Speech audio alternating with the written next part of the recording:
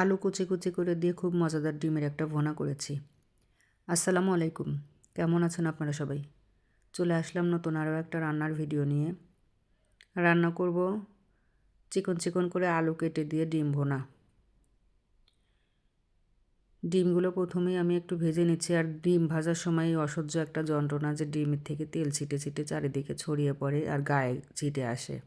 যদিও একটু লবণ দিয়ে নিলাম, তারপরেও ছিটছে অনেক।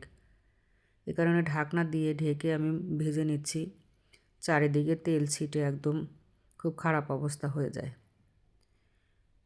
ডিমগুলোর গায়ে একটু লালচে করে ভেজে নিয়েই আমি উঠিয়ে নিচ্ছি। এখন কড়াইয়ের মধ্যে দিয়ে দিলাম পেঁয়াজ কুচি। পেঁয়াজ কুচিটা লাল করে একটু ভেজে নেব বাদামি করে।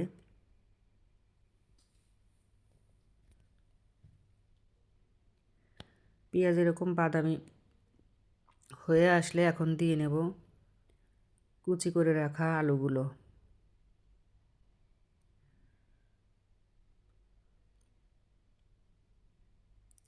আলু কিছুক্ষণ নেড়ে চেড়ে এখন এখানে মিশিয়ে দেব টমেটো কুচি কুচি করে রেখেছিলাম, কাঁচামরিচ ফ্রাই করে রাখা,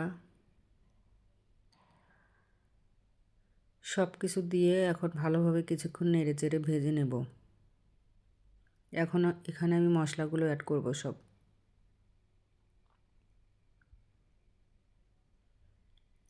দেব স্বাদ মতো লবণ, হলুদের গুঁড়া, অল্প পরিমাণে ধনিয়ার গুঁড়া। এখানে আমি মরিচের গুঁড়া ব্যবহার করব না, দিয়ে নিলাম জিরা আর পেঁয়াজ একসাথে বেটে রাখা। কাঁচামরিচের পরিমাণটা একটু বেশি করে দিয়েছি, মরিচের গুঁড়া দিব না এই কারণে। সব কিছু মিশে কিছুক্ষণ নেড়ে চেড়ে ভালোভাবে ভেজে নিয়ে আলু সেদ্ধ হওয়ার জন্য পরিমাণ মতো ঝোলের পানি দিয়ে নিলাম। যদিও ঝোলটা আমি গা মাখা রাখবো, তারপরেও এখন আলু সেদ্ধ হওয়ার জন্য যতটুকু পরিমাণ দরকার পানির, ঝোলের পানির ততটুকু দিয়ে নিলাম। দিয়ে ডিমগুলো আমি মাঝখান থেকে কেটে নিয়েছি। ডিম আস্তে আস্তে দিলে ভিতরে মশলা বেশি ঢোকে না, এই কারণে আমি সবসময় ডিম মাঝখান দিয়ে কেটে দেই। ঢেকে দিয়ে কিছুক্ষণ রান্না করে নিলাম। নামানোর ঠিক আগ মুহূর্তে আমি জিরা ভেজে গুঁড়া করে দিলাম। জিরা ভাজাটা আমি সব তরকারিতে ব্যবহার করি না, আমার কাছে মনে হয় ডিমের তরকারিতে জিরা ভাজাটা দিলে স্মেলটা অনেক ভালো আসে। হয়ে গেছে আমার মজাদার ডিম ভুনা আলু দিয়ে। আল্লাহ হাফেজ।